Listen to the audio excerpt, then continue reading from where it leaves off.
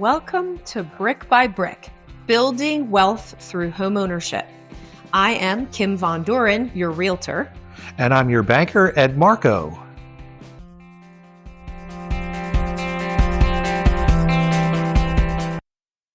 So today we're going to talk about interest rates and, more importantly, your payment amount.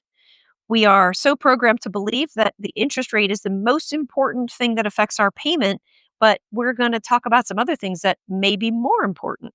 Is that right, Ed? That is correct, yeah. So particularly in this market, it's important for people to understand that the interest rate does affect your payment, and it does have somewhat of an effect on your borrowing power, but it's not nearly as large as a lot of other things that spin around that monthly payment. Your monthly payment is made up of 4, possibly 5 or 6 things, but mainly it's what they call PITI: principal, interest, taxes, and insurance. So the principal and interest is the part that is affected by the interest rate. The principal is the amount that you've borrowed, and the interest is the fee that you pay to borrow that money.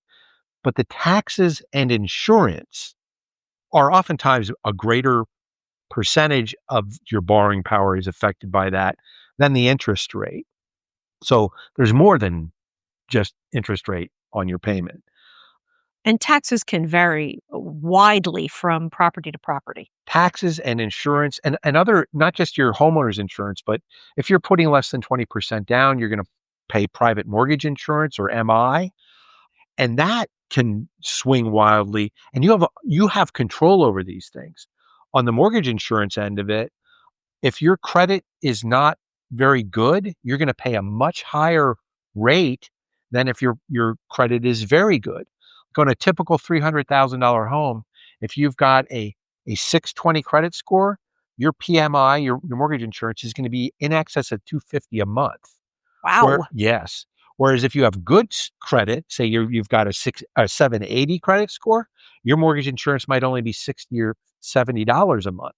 So that's a huge variable there. That's really, and what you've got to realize, what people I think are unaware of, is every $100 that you're paying for something other than your mortgage affects the amount you can borrow by about $15,000. So if homeowners insurance or insurance on one side is $250 a month, and on the other side it's $150 a month, that $100 difference is $15,000 in borrowing power, less or more, depending on that variable. Right. So I think the first thing I want to talk about is the history of interest rates. Like, people are all up in arms about rates. I'm going to go back 50 years. So like from 1971, in 1971, the interest rate on a 30-year, I'm talking 30-year fixed rate mortgages, by the way, was about 7.5. By 1979, the interest rate was 11.25. Okay, so let's just have a pause there for a second. So 1971 at 7.5, we're not that far off the mark to where we are today. Right, still higher than we are today. But yes, yeah. But we creeped up into those numbers in the last 2 years, right? Correct. Yeah, we did. Yes, okay, we did. And then by 1979, 11.25. 11.25, which Right. is a good credit card rate today, but it is not a great mortgage rate. But it got worse. By 1981, in fact, in October of 1981, we hit the highest we had ever been and ever were since then, of 18.4%. 18.4%. 18.4%. So here's a question, and you may or may not know this. What was the average cost of a home in 1981? Somewhere between, I think, $50,000 and $60,000. Okay. It costs much less. Yeah. It costs less, but everybody earned less. Everybody earned less. Mm-hmm. A new car back then was probably around $11,000. And the interest rates on car loans was even higher. Do you know what was related to that increase in a matter of 2 years? So it had everything to do with, was mostly political. It had to do with inflation, all of the factors that we have at play today. Okay. It's just pardon me, you we weren't good at managing it. So in 1973, we came off the gold standard. And that really changed the way that the government was allowed to print money. So over the course of the first decade of that, they kind of lost their minds. I see. And that wreaked havoc with all parts of everything. Finally, by 1989, there had been a change in administrations. Everybody got very much more conservative when it came to printing money. They reined everything in, and interest rates went back down, and they were cut in half by up to about 9.75 by 1989, or about 10%. By 1990, they actually hit 10%. By 1998, about a decade later, they were back down to 6.9. They kind of stayed around there. In 2000, it was 8%. By 2009, we had another market crash. The banks were credit unions in particular were in trouble.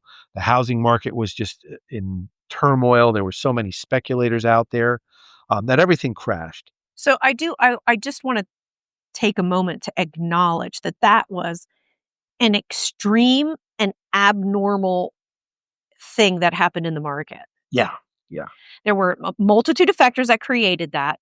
That's a whole podcast in and of itself. right. But that was not a normal blip on the economic radar of life, Right. So correct? there's two things that happened over the last 50 years. You had that runaway inflation in the late 70s that caused those super high interest rates in the early 80s. And then it kind of normaled back out again. And then we had in 2008 and 2009, we had a lot of really bad lending going on, a lot of speculating, a lot of bad investors. They were making loans. Well, I was going to say we were making loans that were stated income loans. So you could literally, if you had decent credit, a lender would say to you, in order to afford this, you would need to at least make $200,000 a year. How much do you make? Oh, I make $250,000 a year. Somebody could be working at McDonald's and say that, Mhm. and the lender was required to believe them. So it just you set this. There was a lot of other factors, but that was the big one in my mind. Just insanity. So Right. it crashed. Everything crashed. And then to try to get things stimulated again, they came out with a thing called QE or quantitative easing. Who came out with? The Fed. Okay. So the government said we need to do something to, real estate stopped selling. Everybody just stopped. We needed to do something to get this going again. So they artificially lowered the prime rate, which is what banks borrow money from the Fed for overnight To give loans. to give well to give loan to give loans, and that held interest rates like from 2010. In 2010, the interest rates on a 30-year fixed was 4.8. By 2019, it was 4.13, and it kind of stayed like that. Just stayed like that. Now, then something happened. We all remember something that happened in 2020. We had that thing, and that also kind of stopped the world. Not kind of, it literally stopped the world. Literally. And then to restart the world, instead of just waiting for things to naturally occur, we doubled down on that quantitative easing and we pushed interest rates lower and lower and lower until we were buying money from the Fed at 1. So we were selling it at 3.15. So in 2021, you had an interest rate on a 30-year fixed rate mortgage of 3.15. You had 20-year and 15 years in the twos, but this was all artificial. They pushed it down, pushed it down, pushed it down until finally it could hold no more. And it let go. Everything kind of blew back up again. They didn't, they raised the rates because we had inflation happening and they needed to end that. So they kept raising rates until by 2023, the interest rates were back over 7.5. Right. And here we are today waiting for all these things to change. Now, here's the interesting thing about this, and this is why I wanted to tell this story, is the average interest rate over the last 50 years is a little bit higher than 7, kind of approaching 8%, depending on where you measure it. There's 12 central banks across the United States, and each one is its own market.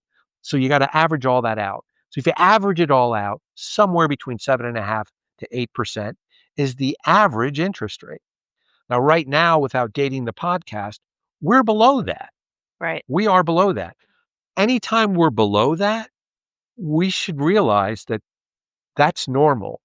That 2 and 3% interest rate is not normal. That 18% interest rate is not normal. Somewhere under 7% is normal. Somewhere over 4% is normal. And that's to my point.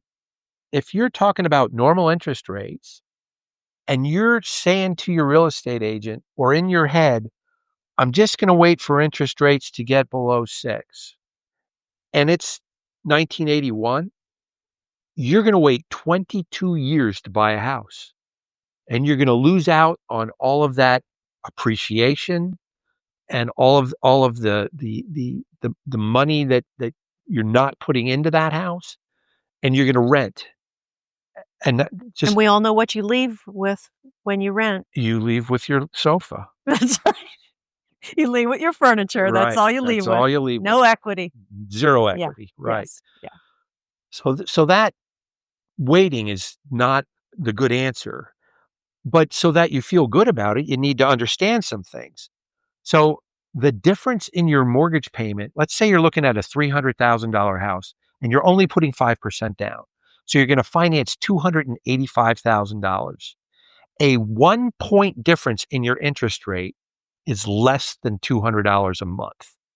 A half a point difference in your interest rate is slightly less than $100 difference a month. So let's say interest rates fluctuate a quarter to a half in any given market cycle, which is really what they did do for decades. What things affect it more than that $100 a month? Can I ask a question before we move forward? Yes. Why do you think so much emphasis around buying a home is on interest rates? Because it is. That's what everybody is concerned about, what the interest rate is. And, I think at some point in time we should do a podcast on the Fed. I heard you say printing paper. I heard you use language that I'm going to guess some folks maybe aren't familiar with. The Federal Reserve is like a kind of a thing that is like an enigma people don't really understand either. And so we can talk about those at some point in time. Yeah, that's a great idea. Yeah. Yeah. So I lost my train of thought around what my question was. Did I get any of the question out in the beginning of what I started to Yeah. say? So why is everybody fixated on Yes. interest rates? Yes. Yeah, I think people fixate on interest rates because it's mystical and they don't understand it and they can point their finger at it and go, that's the reason I'm not going to do this, rather than take the leap. Because it's a big leap. Buying a house is a big, scary thing to a lot of people. Absolutely. And that's the one thing you have no control over. So what I want to do with this podcast is talk about the other things that you do have control over, Right. and maybe it'll take some of the horror out of all of this. Yes. So I think did that kind of Yes. answer you? Okay. Yeah. So I think it's also a cost associated with borrowing. And so everybody wants to have their costs associated with borrowing be the least amount they have to be. right. Yeah. So knowing we can't control interest rates, what can we control? Right, because we cannot You control cannot. interest No, rates. no. And, we can also do a podcast on, what does the Fed do, right? Yeah. Why do they raise rates? Why do they lower rates? But what happens when they do that and things like Right. that. We can try. I can tell you that's a college course. It's not a Yeah, it's not a we're just half-hour trying to give podcast. people enough information that they can have a basic understanding, Right. no in-depth understanding. I don't have Right. one myself. Right. So anyway, I want to so to get back to that, you can't control the interest rate. So what Right. can you control? Well, you can control your taxes to a degree. So we're in a county where in town the tax rate is super low compared to what the tax rate is, say, in a suburb of town, of the city. So as an example, I just took two examples. These are real examples from our market. A $300,000 house in the city. By the way, this is a pretty large house for $300,000. Mm-hmm. The taxes on it every year are $1,972. This is almost a 4,000 square foot home, huge home. That same $300,000 in the suburbs, buys you a 3-bedroom ranch home with 1 bathroom. This is not 1,600 square feet, maybe just 1,100 yeah, yeah, square exactly. feet. No, this particular one was actually 1,800 square feet, so it Okay. was a sizable ranch home. But the taxes on it are $5,643 a year, Yeah. or $470 a month. So you're on that home in the suburbs, you're paying 470. On that home in town, you're paying 165. That's $300 difference. If you're buying a home in town, you can actually afford $300 more. Every $100 gets you how much more borrowing power? 15,000. 15,000. You can afford $45,000 more house in town than you can in the burbs. Now, that's not for everybody. Some people absolutely despise living in the city. Some people will only live in the city. So you need to be aware of that though. The other thing is, this is an extreme example. I can tell you that I live just outside of town in the burbs, and where I live, we have an incredibly high tax rate. If I just was willing to move, and I am unwilling to move, but if I was willing to move 3 or 4 miles east of where I am, my tax rate would be half of what it is here. So for most people looking to buy a home, that 2 or 3 miles isn't a life changer for where you're living, but it can make the difference of, 15, 30, 45, $65,000 worth of house is the difference there.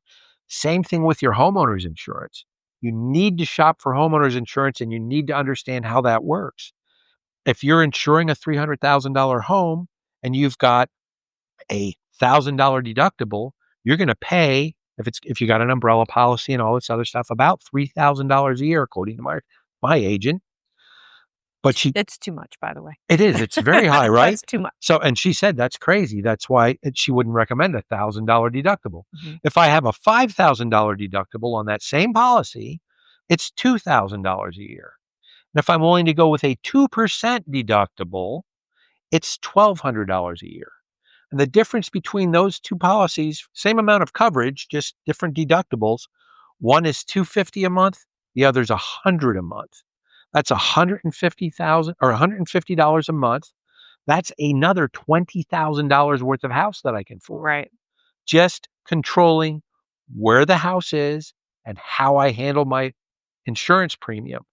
And then lastly, of course, we had talked about earlier, the PMI. Get your credit in order. Get your credit in order before you buy a house. So if you are paying PMI, it's very low compared to being stuck with that big PMI note. That's a whole nother PMI is a whole we can talk about that in the same conversation we talk about the Fed. And it's Well, PMI is a little bit of a mystery to it, folks it as is a well. mystery, yeah, and I'd love to talk to folks about that and why it is. And it's because of the Fed, by the way, that it's there. But that's what you can control. You can control where you buy the house. You can control how you handle your homeowner's insurance.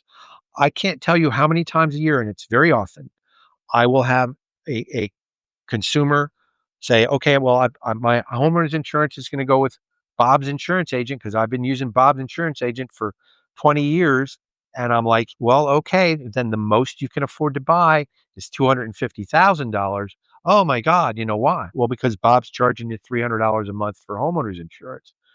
I would recommend you talk to Cindy and Tom's insurance and see what they can save you. Mhm. And remarkably, could be 60, 70, $100,000.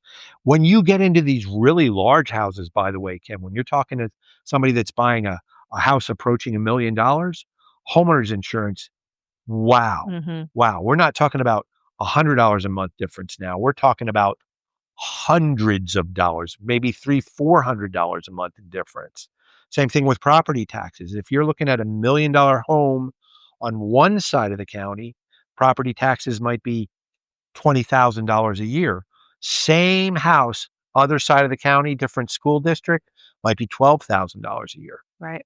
Big, huge difference. Right. Huge difference. I don't think as a realtor that my buyer clients take taxes or homeowners insurance into as much consideration as they do other factors. I mean, it's been drilled into consumers' minds that you need to have good credit, you need to have down money, et Mhm. cetera, et cetera. My experience is down money is the most solvable problem. You do need some, Yeah. but there are programs out there that are 100% financing. There are grants out there. So those are solvable problems. You cannot control the interest rate, but you can, like you said, like choose a home where the taxes are less. I absolutely try to guide my clients towards properties that have lower taxes because, especially if I do the math and discover that in fact you could try to appeal your taxes, but you likely will not get any benefit from doing that, then you're really stuck with that number. Oh, actually, you're not, because next year it's going to go up. Right. Every year, your property taxes are going up from that number.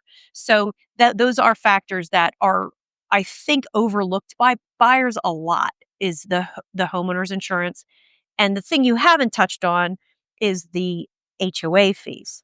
Right. Yeah. So homeowners associations can be great and they can be the bane of your existence depending Mhm. on how you want to live. Some homeowners associations are very cheap, $25 a month or $300 a year. And that gets you generally a snowplow comes through to clean the roads in your development. They don't plow your driveway, by the way, No, just so yeah. common area maintenance Right. usually. You might be living in a very upscale condo where you're paying three, four, $500 a month in homeowners association fees, but it comes with a indoor swimming pool and a huge banquet facility that you can use at will and Right, all kinds of things, a gymnasium and all this kind of stuff. Depending on lifestyle, it's all about lifestyle. If you need to have all those amenities, you're going to pay for it. Just understand that eats into how much that eats your borrowing power. right. Homeowners associations say, yeah, definitely. Absolutely. Yep, that eats your borrowing power Yeah. away. So, I mean, I think this was helpful. I hope if anybody has questions about interest rates or questions about anything we've discussed, also, if you have a topic that you would like us to discuss, if you'd reach out and give us a comment, a like also, and a subscribe, that would be great. And we'll address your topic. And I think that's about it for today. Well, all right then. I hope this is helpful. Remember, worry about the things you control. Don't worry about the things you can't control. Right. So until next time, I'm Ed Marko. And I'm Kim Von Dohren.